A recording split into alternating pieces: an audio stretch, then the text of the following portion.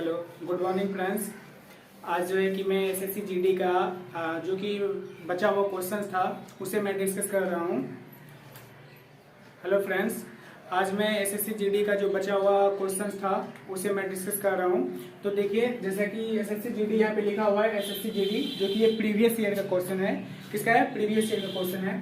4 question मैंने कल कराया था और 5वां क्वेश्चन आज मैं फिर से उसको करवा रहा हूँ। ठीक है, तो देखिए पहला क्वेश्चन है कि x प्लस वाई का अनुपात x माइनस वाई का अनुपात 3:2 है और हमसे पूछा गया है कि x square plus Y square का अनुपात x square minus Y square का क्या होगा। तो सबसे पहले देखिए x प्लस वाई कितना दिया हुआ है, x प्लस वाई 3 है और x माइनस वाई यहाँ पे कितना दिया हुआ है, 2 है। ठीक है, तो इसे हम निकालते हैं, ये दोनों कैंसिल हो जाएगा। 2x बराबर कितना हो जाएगा, 3 2 5 वाई, x बराबर कितना हो गया, 2 5/2, जिसे हम लिख सकते हैं 5/2। ठीक है, तो ये हो गया 2.5। x का मान कितना आ गया, 2.5। तो यहां से हम y का मान निकाल सकते हैं। जब इसका मान हम x वाले में रखेंगे, इस पहले वाले समीकरण में x प्लस वाई से रख के भी निकाल सकते हैं और x माइनस वाई से भी रख के निकाल सकते हैं। तो हम x का मान जो है कि पहले वाले में रखते हैं। जब यहाँ पे x का मान रखेंगे 2.5 plus Y is equal to कितना हो जाएगा, 3। तो y बराबर क्या आ जाएगा, यहाँ से 3 माइनस 2.5 इज इक्वल टू कितना, 0.5। ये यहाँ से ये y का मान आ गया और यहाँ पे हमारा x का मान आ गया। x का मान है कितना, 2.5 और यहाँ पे y का मान है कितना, 0.5। अब यहाँ पे हम क्या करेंगे, इस डाटा को पुट करते हैं। कितना का x कितना निकाला है अभी, 2.5 का होल स्क्वायर करेंगे प्लस और 0.5 का होल स्क्वायर करेंगे। ठीक है, और यहाँ पे अनुपात क्या हो जाएगा, 2.5 का होल स्क्वायर माइनस 0.5 का होल स्क्वायर। ठीक है, आइए सॉल्व करते हैं इसे।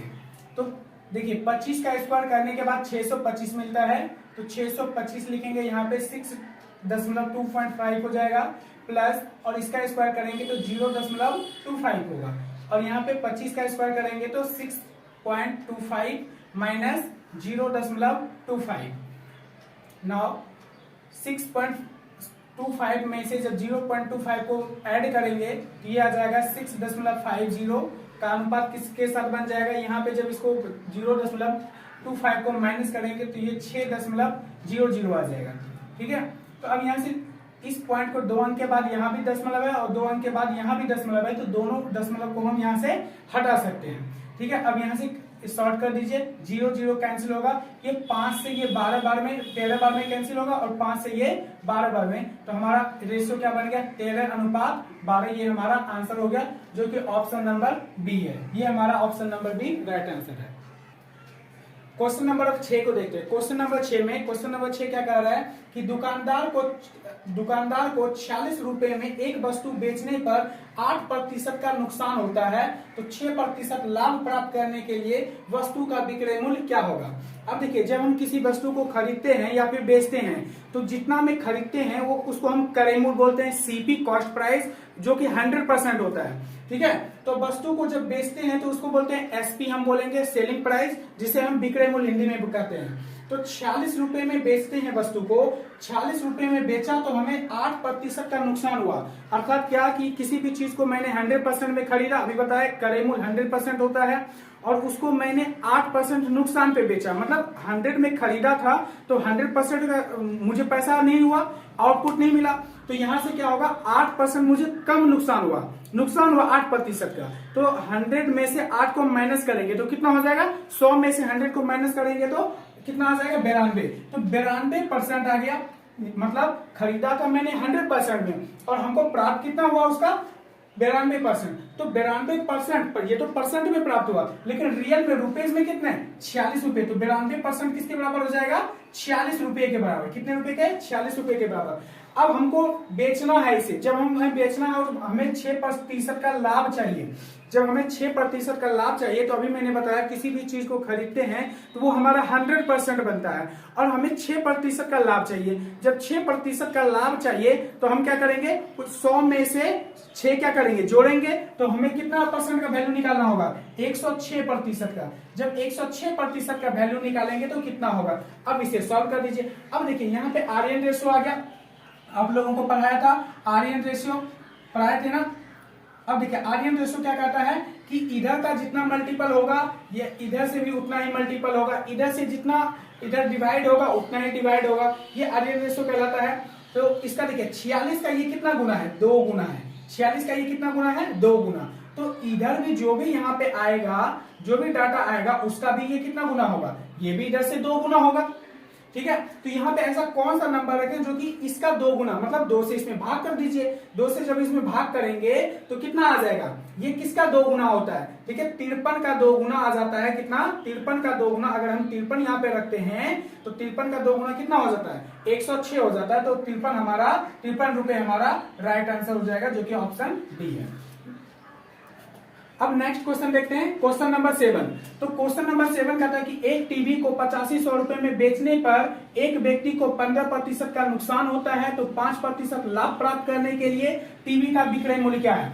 अब देखिए सेम टू सेम यही प्रोसेस इसमें भी है। एक टीवी को बेचा तो हमें 15% का नुकसान हुआ, अर्थात हमें प्रॉफिट के, हमें जो कि इनकम आया वो कितना आया, तो 100 में खरीदते हैं 100% में किसी भी चीज को, और 15% का उसमें से नुकसान हो गया, मतलब 100 में से 100 में से 15 घटाएंगे, कितना 85। हमको जो कि रिकवर हुआ वैल्यू कितना, रिकवर जो हुआ 85% ना, 85% मतलब कितना 8500 रुपए में कितना 8500।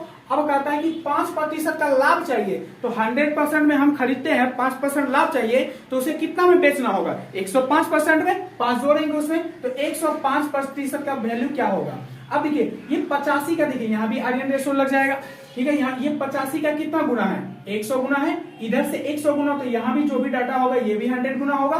तो 105 को जब 100 से गुना करेंगे क्या करेंगे, 105 पे 00 आ जाएगा, ये कितना 10,500 रुपए, जो कि ऑप्शन सी। नेक्स्ट क्वेश्चन को देखते हैं, क्वेश्चन नंबर 8। क्वेश्चन नंबर 8 में क्या है कि दो संख्या का महत्तम समवर्तक और लघुत्तम समवर्तक क्रमशः 12 और 240 है। देखिए महत्तम समवर्तक को हम इंग्लिश में HCF बोलेंगे और लघुत्तम समवर्तक को हम LCM कहते हैं, ठीक है। तो दोनों ही दिया हुआ है, क्रमशः का मतलब होता है पहले HCF और फिर बाद में LCM। ये भी क्या है, पहले HCF और फिर बाद में क्या है LCM, ठीक है। HCF हमारा यहाँ पे है और LCM हमारा यहाँ पे है। अब कहता है कि यदि एक संख्या 24 है तो दूसरी संख्या क्या होगा। आप लोग पहले भी पढ़े होंगे बचपन में भी कि एक फार्मूला होता है यहाँ से LCM HCF के लिए, क्या होता है कि LCM गुने HCF बराबर पहली संख्या, क्या होता है, पहली संख्या गुने दूसरी संख्या, ये आप लोग जानते हैं, ठीक है। तो यहाँ से LCM हमारा कितना दिया हुआ है, LCM है हमारा 240 कर लेंगे, HCF है हमारा 12 कर लिए, पहली संख्या दिया हुआ है 24 और हमको दूसरी संख्या सेकंड नंबर ये हमें ज्ञात करना है, फाइंड करना है, ठीक है। अब इसे देखिए ये भी गुना में ये भी गुना में है और ये बीच में क्या है, बराबर का साइन, तो दोनों को हम क्या कर सकते हैं, शॉर्ट कर सकते हैं। यहाँ पे शॉर्ट कीजिए, 12 से ये 2 बार में शॉर्ट होगा और 2 से ये कितनी बार में, 120 बार में शॉर्ट होगा, तो सेकंड नंबर हमारा कितना निकल गया, 120। तो हमारा आंसर क्या हो जाएगा, ऑप्शन डी। आइए देखते हैं क्वेश्चन नंबर 9 को, ठीक है। क्वेश्चन नंबर 9 कहता है कि एक व्यापारी 24,500 का अंकित मूल्य के सोफा सेट पर 5% प्रत्येक की 2 क्रमिक छूटें दी जाती है, तो सोफा सेट का विक्रय मूल्य क्या है। देखिए अंकित मूल्य किसको कहते हैं, मार्क्स प्राइस, जिसको इंग्लिश में हम MP बोलते हैं, मार्क्स प्राइस बोलते हैं, ठीक है। MP मार्क्स प्राइस मतलब अंकित मूल्य। जो भी आप लोग दुकान में कोई भी चीज को खरीदने जाते हैं तो वहां पे दुकानदार क्या करता है, उस पर एक लेबल लगा देता है, उस जो कि उस कपड़े का मूल्य होता है या किसी चीज का मूल्य होता है, तो उसमें क्या कहता है, उस मूल्य को काट करके ना वो अपना लेवल लगा देता है, जिसे हम कहते हैं अंकित मूल्य, ठीक है। तो अंकित मूल्य दिया हुआ है कितना, 24,500 रुपए, और उस पे 5% का क्या कर रहा है, 2 क्रमिक छूट दी जाती है, मतलब पहले 5% का छूट दे दिया और फिर से 5% का छूट कर दिया। तो इसमें जो है कि पूछा है कि सोफा सेट का जो कि अब विक्रय मूल्य है वो क्या है, मतलब छूट देने के बाद जो है उसका मूल्य है कितना है। तो देखते हैं 24,500 रुपए है,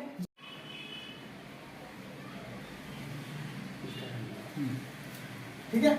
तो यहाँ पे 24,500 को 95% करेंगे, 95 बटे कितना 100, ये हो गया कितना 5% छूट देने के बाद इसका मूल्य, ठीक है। अब दोबारा से 5% छूट दिया है तो दोबारा से इसमें क्या करेंगे, 95 बटे 100 करेंगे, ठीक है, यहाँ से देखिए, यहाँ से शॉर्ट कीजिए, ये डबल जीरो यहाँ से कैंसिल हो जाएगा और 5 से इसको क्रॉस कीजिए, 5 से ये 19 बार में होगा, 5 से ये 20 बार में ये होगा, फिर 5 से ये 4 बार में, 5 से ये फिर 19 बार में, ठीक है, और शॉर्ट होगा नहीं होगा। अब क्या होगा, 245 गुने 19 गुना 19 और भागा 4। जब ऐसा कीजिएगा तो इसका राइट आंसर हो जाएगा, राइट आंसर ऑप्शन ए हो जाएगा इसका राइट आंसर। इसको जब सॉल्व कीजिएगा तो आ जाएगा 22,111.75। आप लोग इसे सॉल्व कर सकते हैं, ठीक है, आसानी से इसे कैलकुलेशन कीजिए और उसके बाद आंसर आ जाएगा आपका। या तो फिर आप लोगों को डीएस पढ़ाए थे तो डीएस के माध्यम से भी इसका आंसर निकाला जा सकता है, ठीक है। नेक्स्ट क्वेश्चन पे आते हैं। नेक्स्ट क्वेश्चन है 10। कहता है कि एक ट्रेन जो है कि 72 किलोमीटर प्रति घंटे की चाल से चल रही है, ट्रेन द्वारा 15 मिनट में तय की गई दूरी।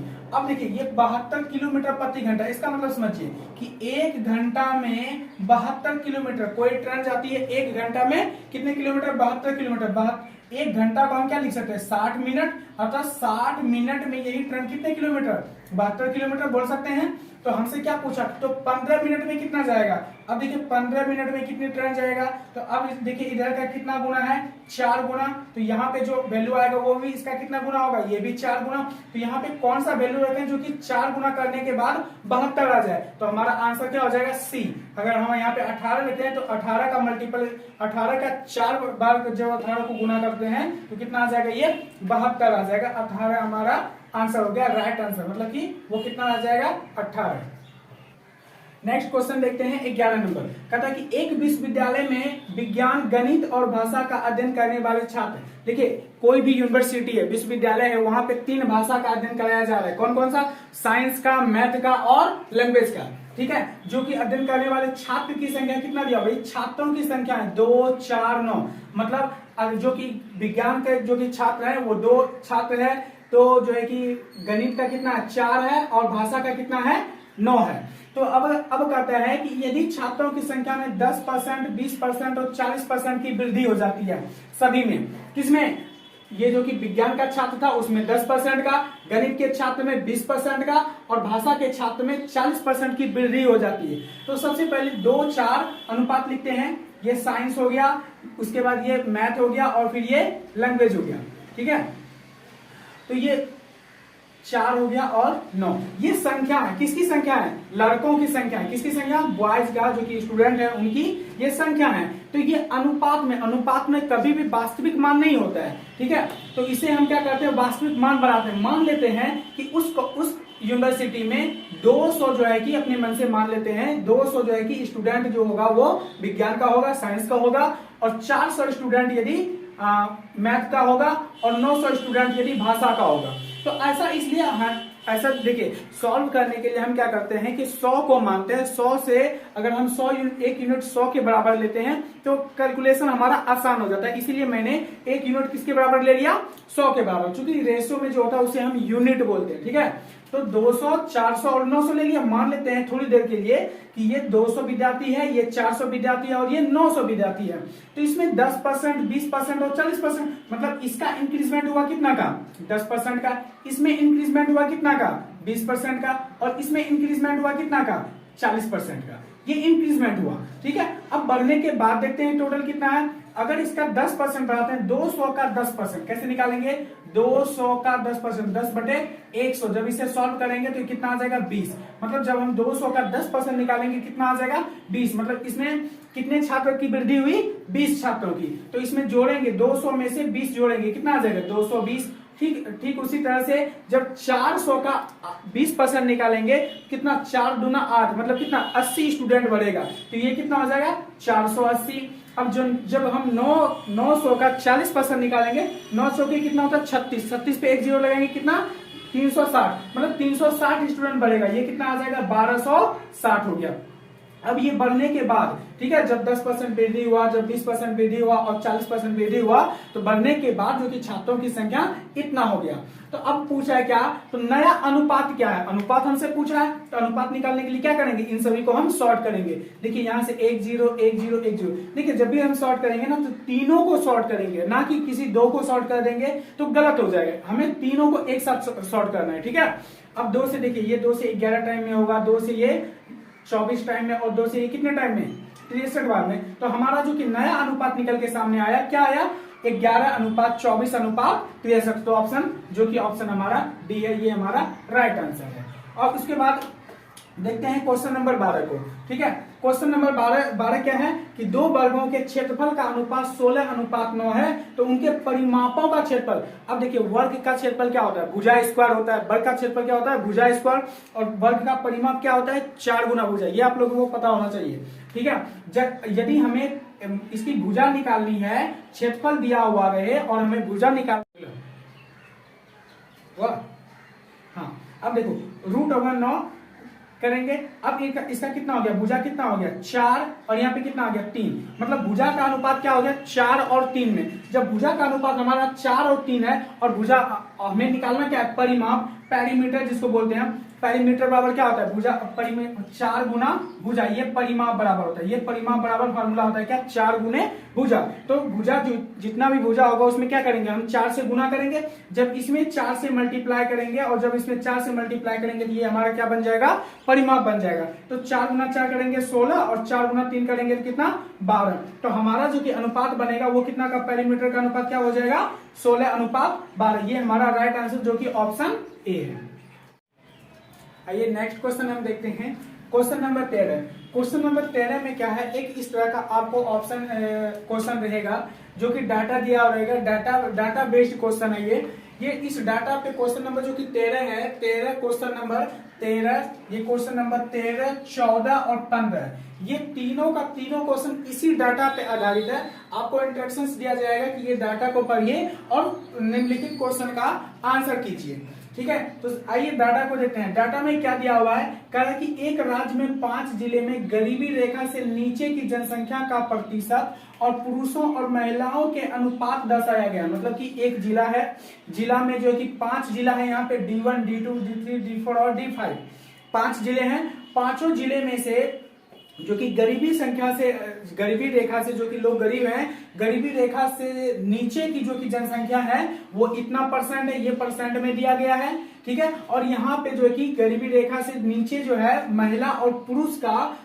पुरुष और महिला का जो कि अनुपात है यहाँ पे है, जिसको हम मेल फीमेल बोलेंगे। और गरीबी रेखा से जो कि ऊपर है, जो गरीबी रेखा से ऊपर है, उसका भी यहाँ पे पुरुष और महिलाओं का अनुपात दिया गया है, ठीक है। तो आइए देखते हैं इसको। सबसे पहले बोल रहा है कि यदि जिला D4 की कुल जनसंख्या इतना है, कितना 35,000, D4 की बात कर रहा है, किस जिले की, D4 जिला की बात कर रहा है, और उसमें कुल जनसंख्या कितनी है 35,000 है। तो जिला D4 में गरीबी रेखा से ऊपर महिलाओं की संख्या कितनी है। देखिए इसमें D4 जिला में पूछा, D4 जिला कहाँ पे है, यहाँ पे, ठीक है। और D4 जिला में कुल जनसंख्या कितना बोला 35,000 है। तो 35,000 जब जनसंख्या है और गरीबी रेखा से ऊपर की बात कर रहा है, और गरीबी रेखा से जो कि नीचे है जितनी आबादी है ना, उसको प्रतिशत में लिखा हुआ है कि कितना प्रतिशत, जो कि ये आपका प्रतिशत में दिया हुआ है, जो कि गरीबी रेखा से नीचे की आबादी है, ठीक है। तो ये सभी परसेंट में, यहाँ पे देख रहे हैं परसेंट लिखा हुआ है, सब परसेंट, 15%, 18%, 20%, 25% और 12% सब परसेंट में है। ये गरीबी रेखा से इतना परसेंट नीचे है, और इसके अलावा जो है वो गरीबी रेखा से क्या है, ऊपर है। तो सबसे पहले टोटल आबादी निकालते हैं कि गरीबी रेखा से ऊपर, हमसे क्या पूछा गया, गरीबी रेखा से ऊपर की पहला आबादी। तो गरीबी रेखा से ऊपर देख लेते हैं टोटल कितने आबादी है। तो 35,000 कुल आबादी था D4 का, और गरीबी रेखा से ऊपर की बात करेंगे तो 25% तो गरीबी रेखा से नीचे है, लेकिन गरीबी रेखा से ऊपर की बात करेंगे तो कितना, 100 में से 25 घटाएंगे कितना, 75% जो होगा आबादी वो गरीबी रेखा से ऊपर होगा। तो यहां से सॉल्व कर दीजिए, इसे कितना आ जाएगा 35 गुना 75, आप साइड में कर लीजिए, मैं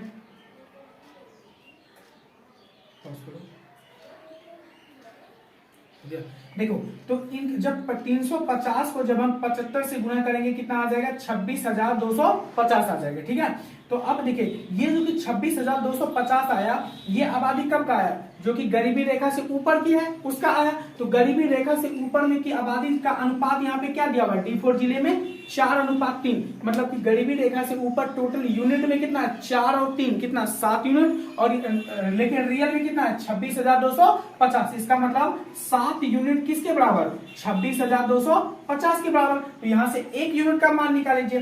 तो 1 यूनिट का, या तो फिर आप यहाँ पे आर्यन रेशियो भी लगा सकते हैं। देखिए 7 यूनिट किसके बराबर है, 26,250 के बराबर। तो इसमें हमसे किसका अनुपात पूछा है, महिला का। महिला कितना, ये इधर देखिए ये मेल है ये फीमेल है, तो फीमेल यहाँ पे है कितना 3, तो हमें कितना का 3 यूनिट का वैल्यू निकाल लीजिए।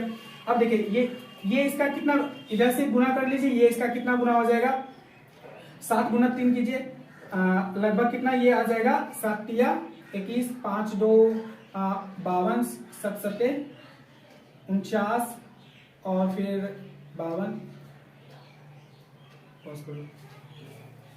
तो इसका 7 यूनिट ये इसका कितना गुना है, तो 37,50 गुना। तो इधर से भी इसका कितना गुना, इधर से भी 3750 गुना। तो 3750 गुना कीजिएगा जब, तो 5 3 15, 7 21 22।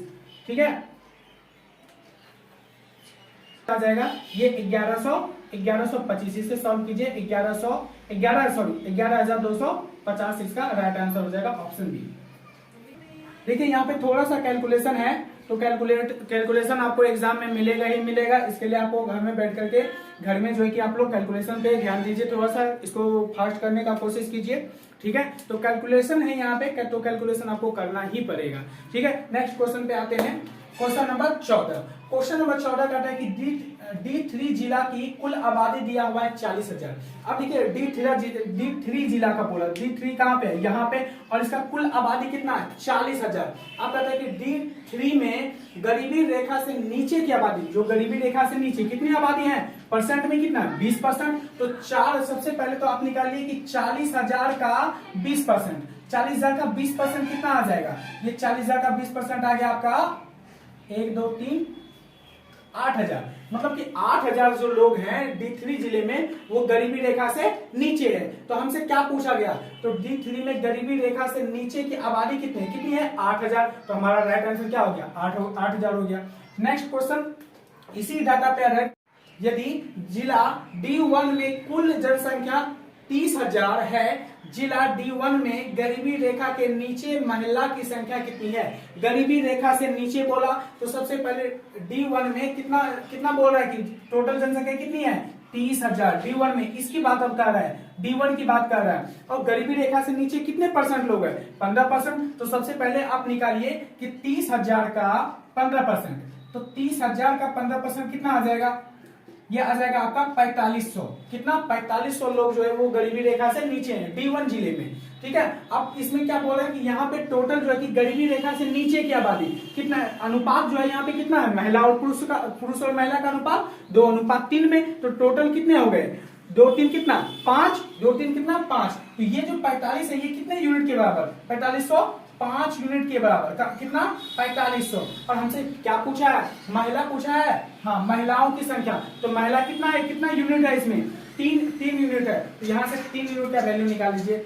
अब देखिए 5 ये इसका कितना गुना है 900 गुना। तो इधर से भी ये इसका कितना गुना होगा, ये भी 900 गुना। जब हम 3 को 900 से गुना करेंगे कितना हो जाएगा ये 2700। ये हमारा ऑप्शन बी राइट आंसर हो गया। उसके बाद यहाँ पे 16 नंबर देख लेते हैं। ठीक है, 16 नंबर को क्वेश्चन में क्या है, ये देखिए आप लोग बोर्ड मास पढ़े होंगे। ठीक है, चौथा 5वां क्लास में भी आपको बोर्ड मास सिखाया गया होगा कि बोर्ड मास में सबसे पहले ब्रैकेट को हल करते हैं, फिर उसके बाद का आता है, का या ऑफ जिसे इंग्लिश में ऑफ बोलते हैं। उसके बाद भाग हो गया, गुना हो गया, जोड़ हो गया, घटा हो गया। इस तरह से इसका प्रोसेस होता है, इस तरह से हम करते हैं। ठीक है, बोर्ड मास को।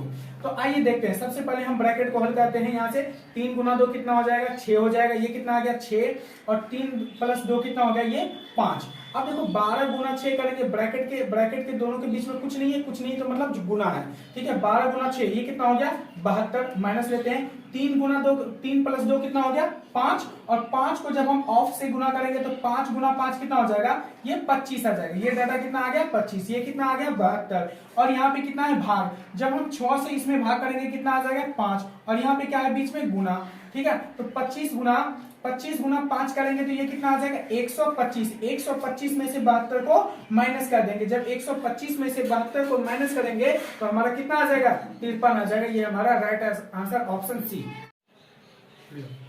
चलिए देखते हैं अगला क्वेश्चन कितना है, क्वेश्चन नंबर 17 कहता है कि एक कक्षा में 40 छात्रों की औसत आयु कितना है 12 वर्ष। देखिए जब भी औसत का क्वेश्चन आएगा तो औसत जो होता है ना वो सभी को बराबर जो बांटा जाता है। तो जितने भी मान लेते हैं कि 5 व्यक्ति है, ठीक है, और 5 व्यक्तियों में मैंने 20 आम को मैंने डिस्ट्रीब्यूट किया, बांटा, तो उसमें जो कि बराबर एक व्यक्ति को कितना मिलेगा 4 आम मिलेगा। तब 4 व्यक्ति को जो कि 5 आम मिलेगा, ठीक है। 5 व्यक्तियों में अगर 20 आम बांटते हैं तो 4 आम सभी को मिलेगा। तो ये जो कि 4 आया ना इसी को हम औसत कहते हैं, जिसको कि बराबर में बांटा जाता है, ठीक है। तो यहाँ पे क्या है 40 छात्र है और 40 छात्रों की औसत आयु जो है 12 वर्ष है। 40 छात्र का कुल आयु नहीं, औसत आयु, मतलब कि अगर मुझे कुल आयु निकालना है तो क्या करेंगे, उसमें जो है कि हम 40 को जब हम औसत के साथ गुणा कर देंगे ना तो इससे हमारा क्या निकल जाएगा, कुल आयु निकल जाएगा, जो कि 480 वर्ष हो जाएगा। अर्थात 40 छात्रों की जो कि कुल आयु है वो कितना है 480। 480 क्या है कुल, ठीक है, ये कुल हो गया। कुल आयु कितना 480 वर्ष। अब कहता है कि जब एक शिक्षक की आयु को इसमें शामिल किया जाता है तो इसका औसत जो है 1 से बढ़ जाता है। इसका औसत में क्या होता है 1 की वृद्धि।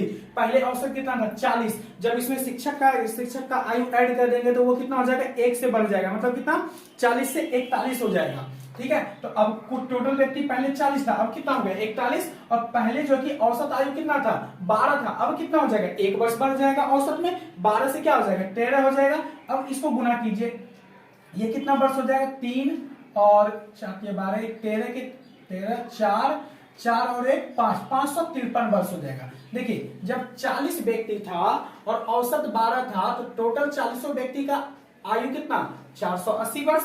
जब एक टीचर और उसमें शामिल हो गया तो 41 हो गया, आदमी की जनसंख्या बढ़ गई और उसमें औसत भी बढ़ा, कितना से बढ़ा 1 से बढ़ा। तो 41 गुना 13 करेंगे तो टोटल कितना आ गया 533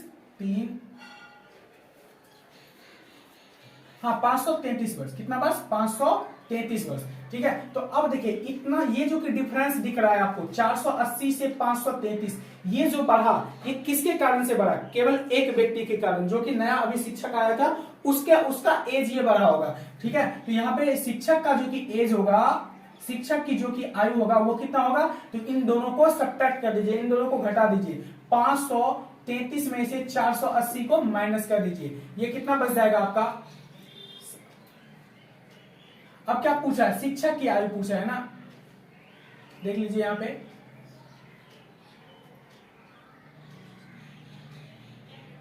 57 वर्ष हो जाएगा। कितने वर्ष हो जाएगा 57 वर्ष। ऑप्शन ए होगा शायद, 57 हो जाएगा, इसका राइट आंसर ए हो जाएगा, ठीक है। आते हैं नेक्स्ट क्वेश्चन पे।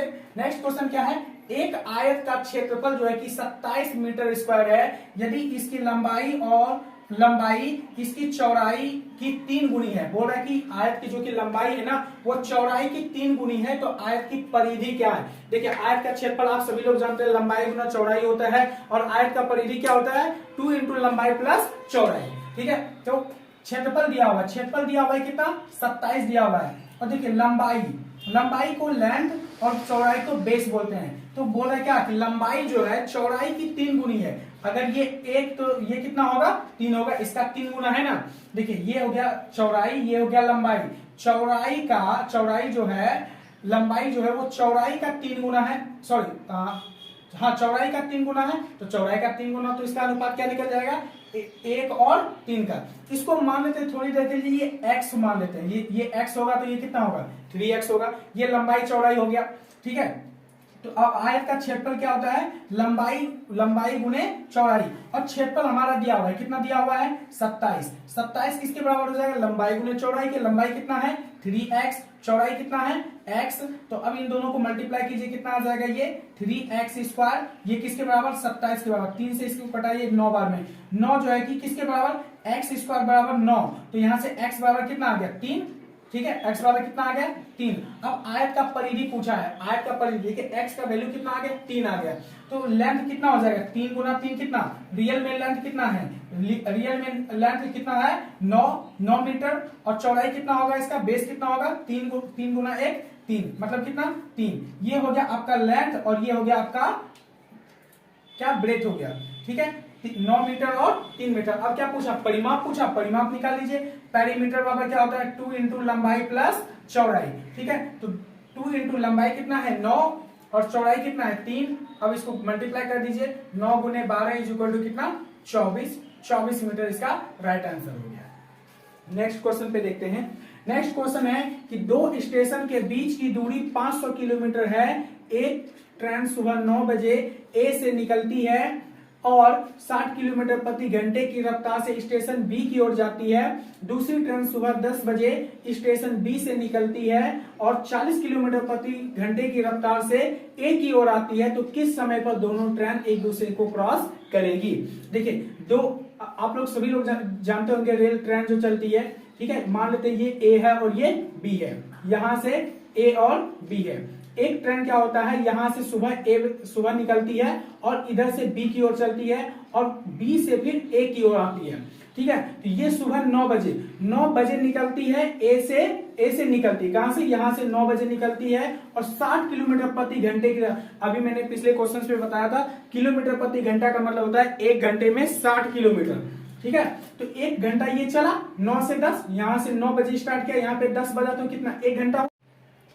अब देखिए यहां से ए से जब बी की ओर जाएगा तो 60, इसका स्पीड कितना है 60 किलोमीटर प्रति घंटा, मतलब 1 घंटे में ये कितनी दूरी तय करेगी 60 किलोमीटर दूरी तय करेगी। अब कहता है कि 1 घंटा जब यहाँ पे 60 किलोमीटर चल गया तो 9 बजे चला था, अब यहाँ पे आते आते कितना हो गया 10। अब 10 बजे ये यहाँ से चलेगा बी से ए की ओर चलेगा दूसरी ट्रेन, ठीक है, और उसका स्पीड कितना 40 किलोमीटर प्रति घंटा। अब देखिए जब कोई ट्रेन ये इधर से आए और एक इधर से आए, दोनों तरफ से एक दूसरे की तरफ आए, तो वहां पे दोनों का स्पीड क्या होता है, स्पीड क्या होता है जुटता है, क्या होता है जुटता है। और जब दोनों ट्रेन एक ही ओर चले तो उसका स्पीड क्या होता है, उसका स्पीड घटता है। ये चीज आप याद रखिएगा, जब एक दूसरे की ओर ट्रेन आती है तो उसका स्पीड क्या हो जाता है जुट जाता है, और जब एक दूसरे के विपरीत में जाती है, सॉरी एक दूसरे की ओर से एक ही दिशा में जाती है तो उसका स्पीड क्या हो जाता है घटता है, ठीक है। इसी को बोलते हैं रिलेटिव स्पीड, क्या बोलते हैं इसको रिलेटिव स्पीड, ठीक है। तो अब देखिए दूरी जो है 500 किलोमीटर था, 500 किलोमीटर में थे 500, यहां से यहां तक 500 किलोमीटर था, 500 में से 60 किलोमीटर तो ऑलरेडी दूरी तय कर चुका है। अब जो ट्रेन मिलेगी यहां से लेकर के यहीं के बीच में मिलेगी ना, तो 500 में से 60 माइनस कर दीजिए तो शेष दूरी कितना बचा हमारा, शेष दूरी बच जाएगा 440 किलोमीटर। कितने किलोमीटर 440 किलोमीटर। 500 में से 60 घटाएंगे तो 440 किलोमीटर, और 440 किलोमीटर जब जाएगा तो इसमें रिलेटिव स्पीड लगेगा। रिलेटिव स्पीड हमारा कितना बच जाएगा, ये 60 किलोमीटर से इधर से जा रहा है 60 किलोमीटर से के स्पीड से, और इधर से आ रहा है 40 किलोमीटर के स्पीड से, तो 60-40 कितना 100 किलोमीटर की स्पीड से दोनों एक दूसरे की ओर आएगी। तो ये जाकर के कितना इसको घंटा लग जाएगा, लगभग इसको 4 घंटा 4/10, इसी को लिख सकते हैं कितना 4.2/5 घंटा, ठीक है 4.2/5 घंटा लगेगा कि कहां से, यहां से लेकर के यहां तक जाने में। तो इसको मिनट में बदल लीजिए, 4 तो घंटा है और 2/5 को मिनट में बदलने के लिए 60 से गुना करेंगे, 5 से ये 12 बार में कटेगा, 12 दूना 24, मतलब 24 मिनट। कितना हो गया 4 घंटा और 24 मिनट का टाइम लगेगा इसको। कब से 10 बजे के बाद, 10 बजे के बाद। अभी देखिए 10 दोनों एक दूसरे से कब मिला, 10 बजे इसको लगा 4 घंटा 24 मिनट, कब 10 यहां तक आने के बाद 10 बजे के बाद, 10 बजे में 4 घंटा जुड़िए, 10 से क्या होगा 11, 12, 1, 2, 4 घंटा में 2 बज जाएगा, 4 घंटा में, ठीक है। अब 2 बज गया और 24 मिनट, तो 2:24 यहां पे दिया हुआ है ऑप्शन सी, जो कि हमारा आंसर ऑप्शन सी हो गया। आइए नेक्स्ट क्वेश्चन देख लेते हैं। 20 नंबर क्वेश्चन कहते हैं कि रामा और हरि मिलकर एक काम को 15 दिन में पूरा कर सकता है। रामा हरि से 2 गुना तेज काम करता है, फिर हरि अकेले काम को कितने दिन में पूरा करेगा। अब देखिए, रामा और हरि जब दोनों मिल के काम करता है,